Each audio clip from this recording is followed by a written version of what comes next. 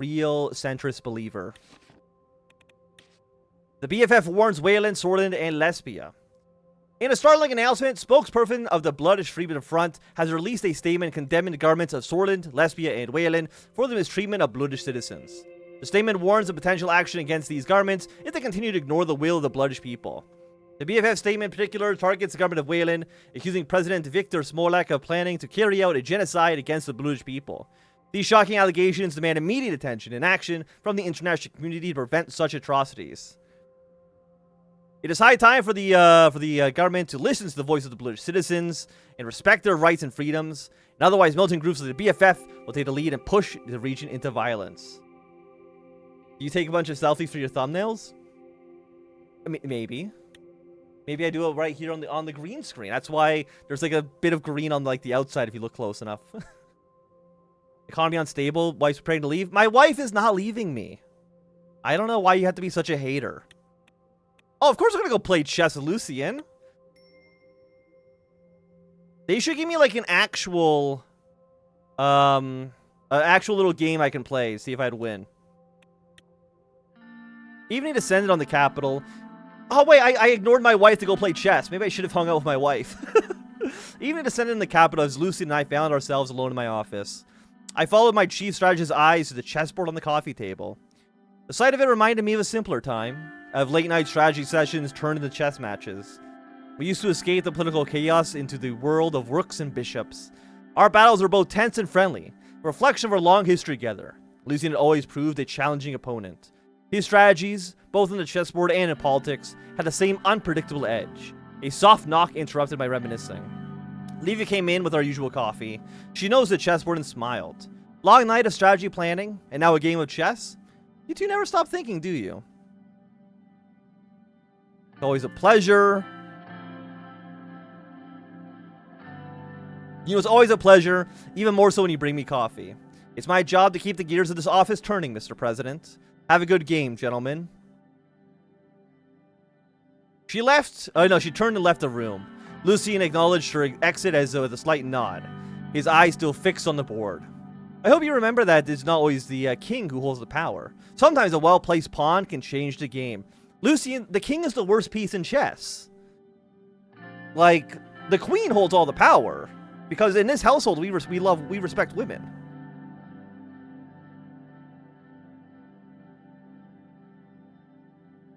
Neither of them hold any real power, Lucian. It's the player who controls them. Of course, sir. But a wise player recognizes the value of every piece on the board. As Lucian positioned a piece on the chessboard, it stirred memories of our early days in the USP. His dexterous maneuvering reflected the unseen orchestration that helped Peter and me ascend through the ranks.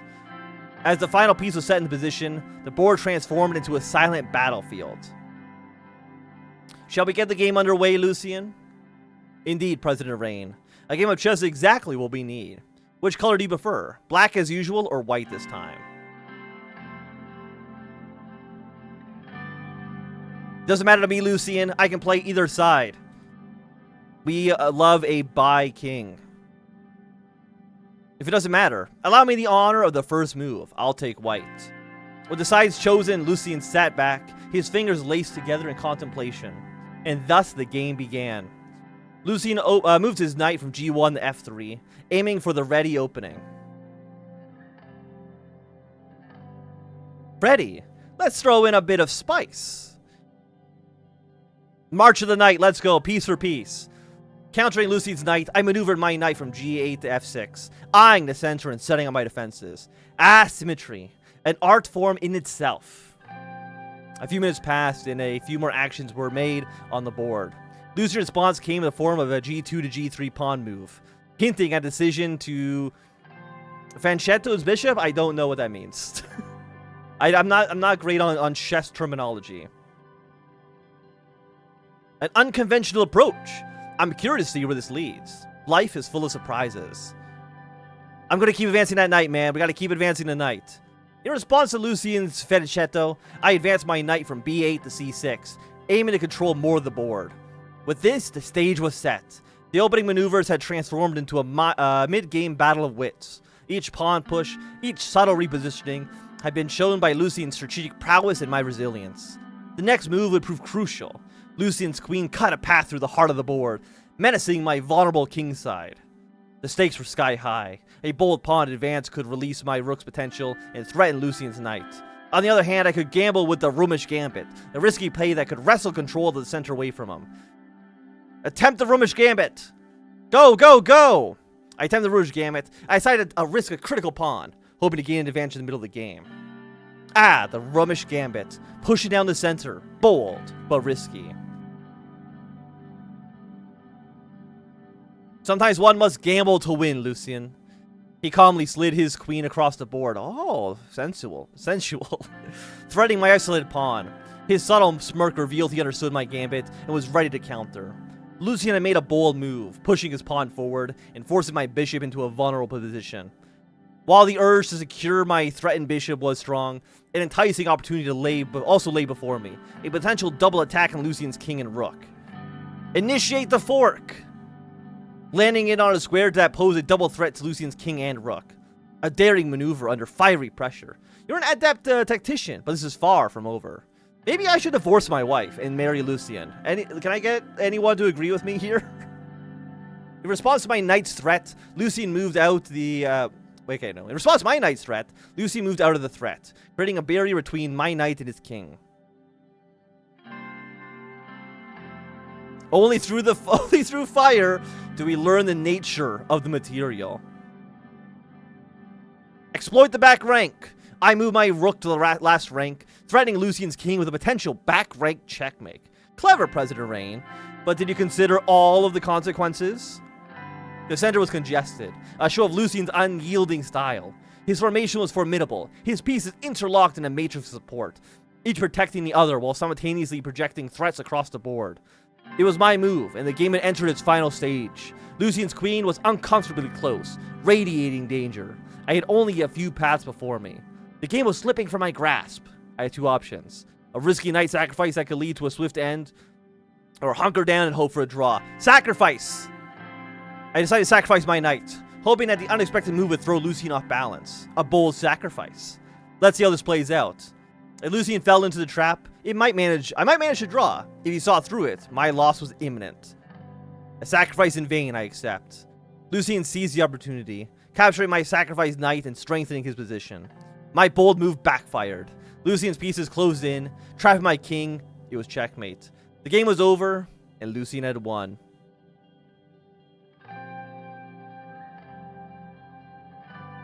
You know what? You outmaneuvered me, Lucian. Well played. Thank you, Mr. President. You put up quite the fight.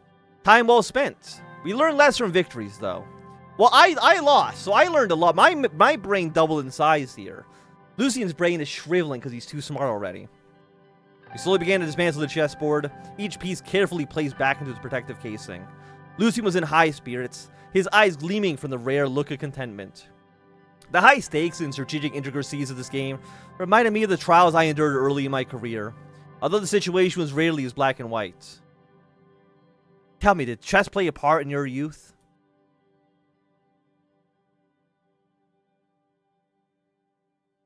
You know, let's see what you gotta say. What do you gotta say about chess? In a way, chess prepared me for some of the challenges that I faced. I was involved in some complex situations, where every move could drastically alter the landscape.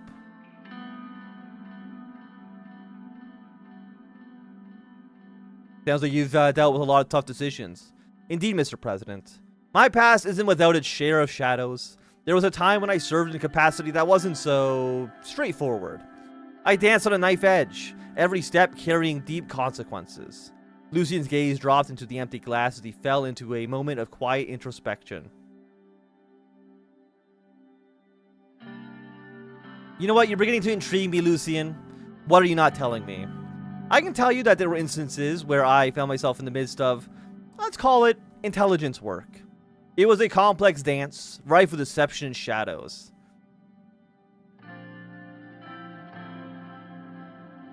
You were involved in intelligence work, Lucian. That's certainly an unexpected revelation. It's true, sir. During the late Kingdom era, I found myself as part of King Egmont's intelligence service. In a matter many would find objectionable. As much as I would like to elaborate, I must take my leave. Thank you for your delightful match. It's always a pleasure to witness your strategic prowess. I hope to play again soon, though I cannot promise the outcome will be any different for you. He smiles. Good night, Mr. President. As Lucian departed, I thought about what he had told me. I learned a thing or two, but the man was more of a mystery than ever. Oh, Lucian. Yeah, silly, silly guy. We need to marry this man.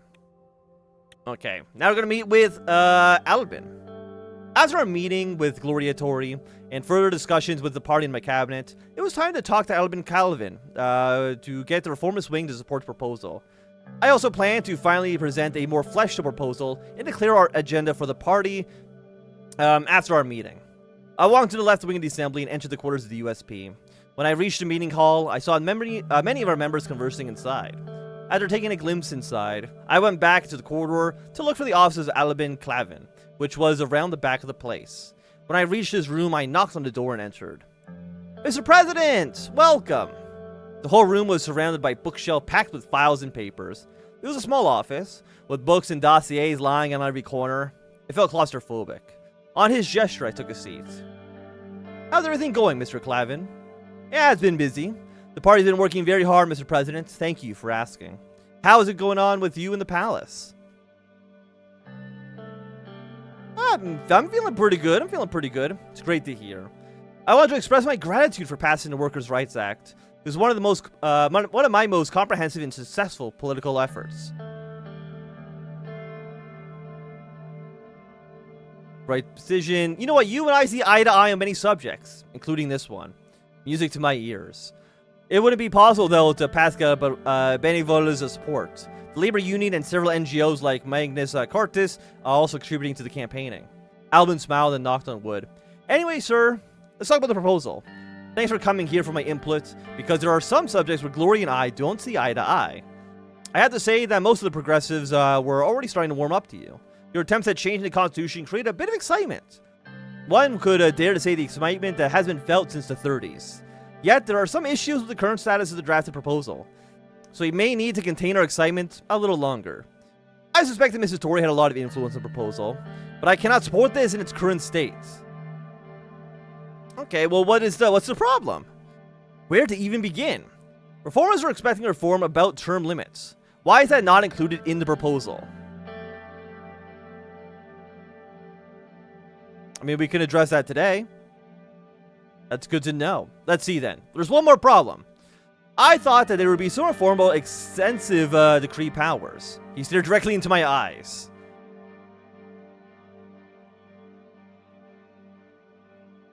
Look, we need the decrees to pass further reforms. I can't give away everything. You should at least do something about the term limits. I mean, the thing is, like, do we want term limits? Really?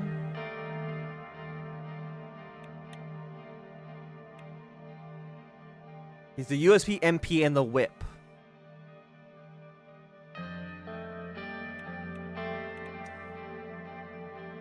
What if I just tell him no?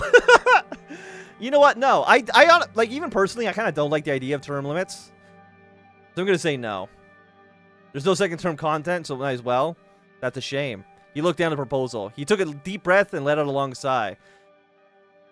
But that's unfortunate, Mr. President, it's not enough. Either we change more, or perhaps there's something else that you could offer me. Can you beef with the mentally unstable boar? I mean, I don't. Let's see. Where is he? Where's Walter? I don't know if Walter Tusk was supposed to be. Where's Walter in this? He's a millionaire businessman. I don't think he's like a tech guy, but he might be on ketamine. I don't know what he does in his spare time. Well, I mean, what's this something else? I'm all ears. Position in the cabinet. Be my vice president. Collusion. I can put you in the cabinet. I think we can achieve a lot if we lead together. Well, if you promise me the position of vice president, afraid I can't do that. That's a shame. I'm sorry there's nothing else I can do for you, Mr. President. Good luck in uniting the party under your reforms, but I guess you'd be uniting the party against you like this. Well, should achievement too, I guess. Anyway, you need to get back to work.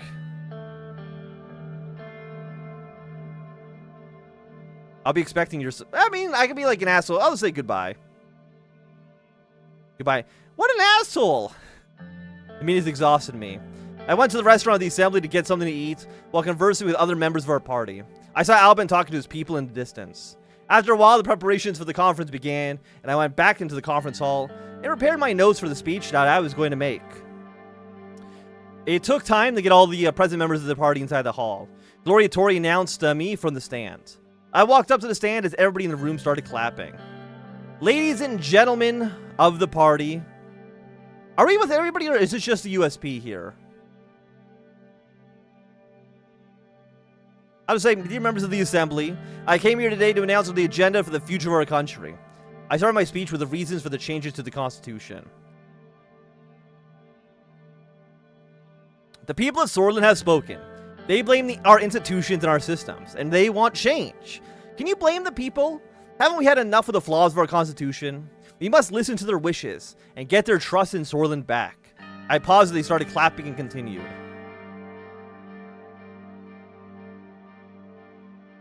Target the old guards. Let's talk about why the USP needs this to survive the next elections. I brought attention to the people's protest and a slight decrease in the popularity of the USP. I explained how our proposal will only be beneficial for everybody.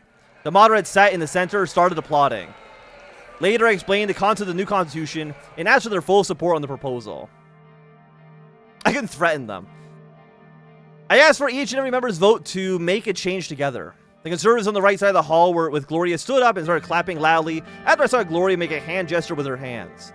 I saluted everybody in the room one last time and bid them farewell before leaving the stand. I walked outside the assembly and back to the palace. Would it be so funny if the conservatives vote for the constitutional change and all the reformists are like, nah. Sorry, you didn't go far enough. So now nothing changes. Sorry. President meets with the USP. Today, President Rayne has met with his party members in the party meeting in the Grand National Assembly in Sordland. But the current situation in the country and future plans of the party were likely discussed. It was later reported by President Rayne used the meeting to give a speech to the party and announced the contents of the first draft of the new constitution. Let's continue. Balance of power. Eastern Morcopa. See, that sounds bad. This is the island everybody is fighting over, so I'm hoping we don't get dragged into like some sort of war. That would be great for us. Okay, reports. The bustling city of Benfey is facing infrastructural challenges as its airport and port facilities are at full capacity due to the high volumes of logistics and tourist travel. Situations raise concerns over the ability to sustain the growth demand without causing delays and disruptions. Okay. And I think that's really about it. Nothing like too crazy to start off with today. Dear reader, I ask you this. What year are we in? 1880? The 1920s? The matter I am writing about is, of course, mandatory military service again. In times when there is no active wars, why do we still need these archaic conscription laws? Let me answer that. I believe it is because someone profits from it. Not only does this make the warmongering soulless happy, it also works out for large defense corporations. The oligarchs are now swinging money, while we still have to send our children away as they come to age. We are in a modern age. If you want to modernize Sordland and catch up with the superpowers, if we want to lose this militaristic identity so that we can have intellectually prosper, mandatory conscription laws must go. Okay. And we are to meet with Smolak and Van Horten. Sordland is embarking on a great geopolitical gamble with the new trade initiative organized by the Ministry of Foreign Affairs. The hope is the solidification of relations with the old ally Agnola and a troubling neighbor Wayland, in the aim of regaining some of the regional diplomatic influence the country used to have. Each of these countries have different agendas, which would create some difficulties for President Rayne. Prime Minister Van Horten who was elected through a powerful democratic movement, wants to reimagine trade with Sordland, while President Smolak of Wayland is looking for new foreign investment and security cooperation against rebellious Bludish movements in the border. Lesbian and Vaxland are also watching Sordland's action very closely and are sure to react to any sort of balance of power shift. Well, here's the thing. I want to be friendly with Agnolia because, you know, they're a long-time ally. We have good economic ties with them. And Wayland, they kind of seem like assholes, to be honest. So, we'll see. But, religious harmony bill. The Ministry of Health has begun working on a health report with a proposal to allow privatization in the health system to potentially generate new resources for the ministry. President Benevol is personally overseeing the discussion, and a report of top aides includes member of the National Business Council. Okay. In an endeavor to promote religious harmony and unity, the Grand National Assembly introduces the Religious Harmony Bill, establishing regulations for religious affairs across Sordland. Section 1 of the RHB mandates that all sermons conducted during the Day of Dissension ceremony at the Arch Sanctuary of Deer will henceforth be held in the Sordish language. This move is aimed at promoting inclusivity and common understanding among worshippers. Section 2 of the RHB regulates the language of sermons in other sanctuaries across Sordland, and it prohibits the use of Bloodish for sermons unless explicit approval has been obtained from the Archpriest of Sordland. This measure ensures consistency and unity in religious practices across the country. Section 3 of the RHB sets forth new regulations for priests seeking state-sanctioned positions. It requires that all applicants must have Sordish lineage to be eligible for their salaries and pensions. This criterion ensures a deeper connection with Sordland's cultural heritage among the religious leaders in the country. Well, the thing is, like, I don't want Bergia to explode into ethnic violence, so I guess we're gonna veto the bill for right now. We protect religious freedoms. President Rayne has recently vetoed the outrageous Religious Harmony Bill. The bill was aimed at limiting the freedoms of Bludish people in Sordland. The MP who proposed this bill, of course, Kesser Kibner, the leader of the NFP himself. Bishop Kibner has never stopped his attack on Bludish people, and we are sure that he will continue to his racist onslaught in his attempts to further divide the country. President Rayne's decision to veto this discriminatory bill, which is a clear attack on the religious and personal freedoms, will be welcomed by Bloods and Swords alike. Okay, there's something in Hall Store. I was like, where is the thing we gotta do? I was sipping my first cup of coffee for the day when my phone lit up and rang. I swore under my breath. I thought my schedule was clear for at least half an hour. I picked up the phone. Mr. President, how are you doing on this fine day, if I may ask? I was fine. Doing well until you gave me a call. I'm fine. You? You know, business as usual on my end. Thanks for asking. I'm calling you because I just heard from the CEO of Armalite Industries, Aaron Bridges, regarding the recent initial public offering of the Ventry City Stock Exchange. As you might have guessed, it's about our little venture investment of 1,000 shares worth nearly 1 million Ren. I'm very pleased to say that we've made gains.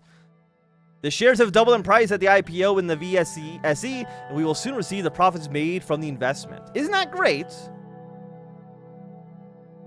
That's great. How much did we gain? You will love it. In total, we made nearly 2 million Sordish Ren. I'm sorry, I know it's a bit underwhelming, but I bet you wish you'd gone for the bigger buy-in earlier. That was a good start, for sure. Definitely was. I assure you, this will pale in comparison to what we will do together in the future. The money will be transferred to your personal account shortly. Okay, well, very well, I'll talk to you later then. Oh, I almost forgot. The management sent you one of their brand new radios as a gift. But soon we'll be bringing it to you. Goodbye for now. Oh, I got like a little collectible. The line dropped. How do I see my collectibles? I got a whiskey bottle. I've got a little radio.